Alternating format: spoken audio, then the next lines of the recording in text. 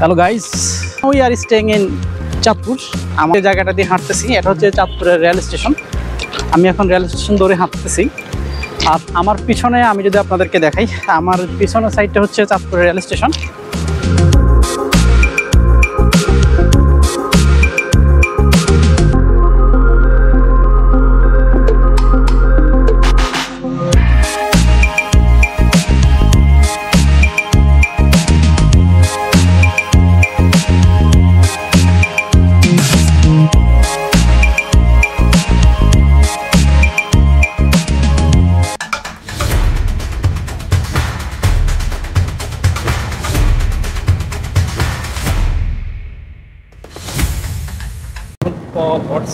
আজকে আমরা যাচ্ছি ইলিশের বাড়ি চাঁদপুর। চাঁদপুর যাওয়ার জন্য চাঁদপুরের যে রাস্তার যে অবস্থা আজকের ভিডিওতে সেটা আপনাদেরকে দেখানোর চেষ্টা করবো। রাইট নাও আমরা রয়েছি লালমাই বাজার থেকে পশ্চিম দিকে চলে আসলে আপনারা পেয়ে যাবেন মগবাড়ি। মগবাড়ি পার হয়ে আপনারা পেয়ে যাবেন হচ্ছে কেশনবাড়ি বাজার। যাওয়ার জন্য বের হয়েছি। ঘড়িতে এখন বাজতেছে 10:40। আর চাঁদপুর যেতে লালমাই থেকে কত সময় লাগে আজকের ভিডিওতে সেটা আপনাদেরকে জানানোর চেষ্টা করবো। তো এখন আপনার মোটামুটি বর্ষার সিজন চলতেছে। আর বর্ষা সিজনে চাঁদপুর সৌন্দর্য কেমন হয়, আর তিন নদীর মোহম্মতে কীরকম আপনার পানির ভিউ পাওয়া যায় সেটাও দেখানোর চেষ্টা করবো। বর্তমানে চাঁদপুরের যে রোড, লালমাই থেকে পশ্চিম দিকে আসলে আপনারা চাঁদপুর রোড পেয়ে যাবেন। এই রোডের অবস্থা যে দেখতে পাচ্ছেন, এ পর্যন্ত রাস্তার অবস্থা খুবই ভালো। আর সামনের রাস্তা কেমন হয় সেটা আপনাদেরকে দেখানোর চেষ্টা করবো। তো চলুন যাওয়া যাক।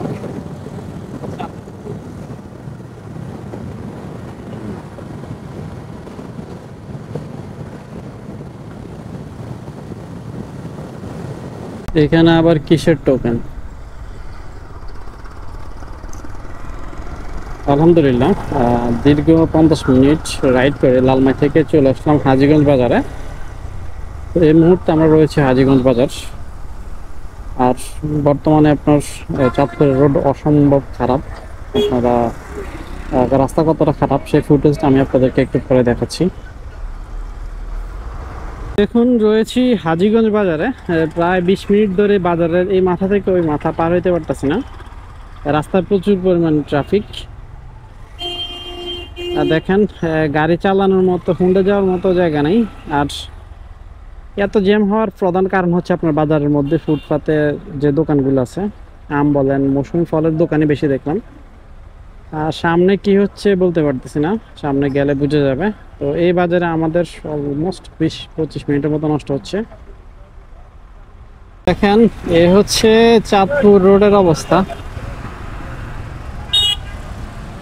তো রাস্তার কাজ চলতেছে যতটুকু জানলাম। রাস্তার কাজ চলার কারণে রাস্তায় এত পরিমাণের ট্রাফিক। তো চলুন সামনের দিকে যাওয়া যাক। আর চাঁদপুরের রাস্তায় বর্তমানে আপনার রাস্তায় প্রচুর পরিমাণে গর্ত রয়েছে। রাস্তায় প্রচুর পরিমাণে গর্ত আছে, যার কারণে আপনারা বাইকের জন্য রাস্তায় গর্ত অনেকটাই উদ্বেগজনক। দেখেন রাস্তার অবস্থা।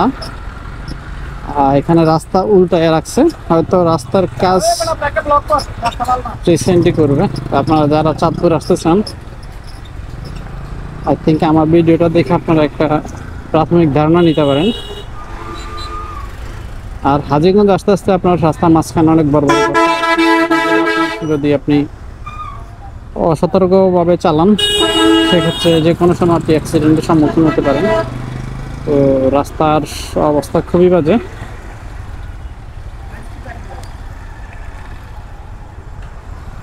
আলহামদুলিল্লাহ, অবশেষে 30 মিনিট পর হাজীগঞ্জ বাজার থেকে মুক্ত হইলাম।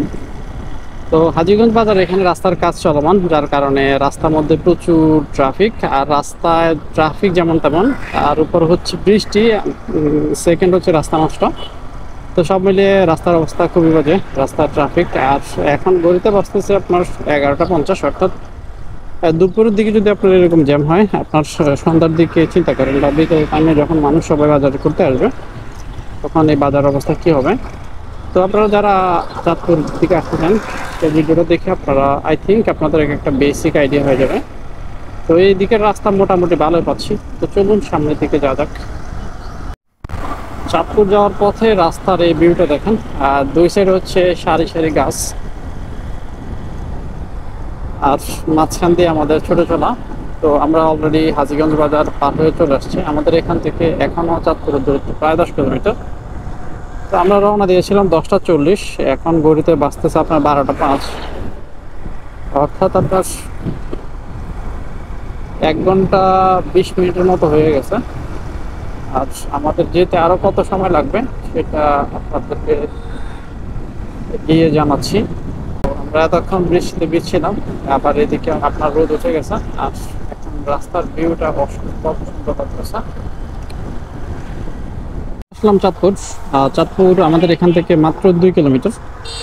তো আমি যদি আপনাদেরকে চাঁদপুর রাস্তার রিভিউ দিই, চাঁদপুরের যে হাজীগঞ্জ আছে, হাজীগঞ্জের পর থেকে রাস্তাটা পুরোটাই আপনার নিট অ্যান্ড ক্লিন। রাস্তার মধ্যে কোনো কাটা নাই ফাটা নাই, কোনো রাস্তার মধ্যে কোনো বড় ধরনের কোনো গর্ত নাই। কিন্তু হাজীগঞ্জের আগের যে রাস্তাটুকু, সেখানের কিছু কিছু রাস্তা আছে, রাস্তার মধ্যে বিশাল বড় বড় গর্ত আছে, যে গর্তের মধ্যে পড়লে আপনার হুন্ডার অবস্থাও খারাপ হবে, আপনার অবস্থা খারাপ হয়ে যাবে। তো আপনারা যারা চাঁদপুর আসতে চান, লালমাই থেকে চাঁদপুরের দিকে আসলে আপনারা সতর্কতা অবলম্বন করবেন, কারণ রাস্তার মধ্যে অনেক বড় বড় গর্ত রয়েছে। এই গর্তগুলো দেখে দেখে আপনারা রাইড করবেন, তাহলে কিন্তু আপনারা ভালো একটা রাইড করতে পারবেন, বা সুস্থভাবে আপনার বলা চলে চাঁদপুর চলে আসতে পারবেন। তো আমরা এখন অলমোস্ট চাঁদপুরের কাছাকাছি। আমাদের এখান থেকে চাঁদপুর মাত্র 1.5 কিলোমিটার। রওনা দিয়েছিলাম সকাল 10টা 40। লালমাই থেকে আমরা 10টা 40 রওনা দিয়েছিলাম। এখন আমাদের গড়িতে বাজতেছে অলমোস্ট 12টা 22। এর মধ্যে আপনার চাঁদপুরের যে এর মধ্যে হাজীগঞ্জের যে বাজার আছে, বাজারে এখন রাস্তার কাজ চলমান হওয়ায় আমাদের ওইখানে 25 মিনিট সময় নষ্ট হয়। তো আমরা যদি 25 মিনিট অ্যাড করি, তাহলে আমাদের এখন বাজতেছে 12টা 22। আমরা চাঁদপুর যেতে আমাদের বাজবে 12টা 30, অর্থাৎ আপনার 1 ঘন্টা 50 মিনিট ধরতে পারেন। আর যদি আমি 30 মিনিট যদি লেস করি, তাহলে হচ্ছে আপনার 120 মিনিট। ওইটার দূরত্ব হচ্ছে আপনার 50 কিলোমিটার। চলে আসলাম চাঁদপুরের বাইতুল আমিন রেলওয়ে যাওয়ার মসজিদের সামনে। আর রাস্তার মধ্যে প্রচুর ট্রাফিক। দেখেন এখানে আল্লাহ চত্বর আছে, একটা আল্লাহর 99টি নাম সুসজ্জিতভাবে লেখা আছে। তো আমরা একটু একটু করে এগিয়ে যাচ্ছি চাঁদপুর রেল স্টেশন বা ইলিশ চত্বর। আর ডান দিকে গেলে হচ্ছে আপনার লঞ্চ টার্মিনাল। আর আমরা এখন চলে যাব হচ্ছে বাম দিকে। বাম দিকে গেলে আপনারা পেয়ে যাবেন হচ্ছে চাঁদপুর রেল স্টেশন। আর রেল স্টেশনের পাশে হচ্ছে আপনার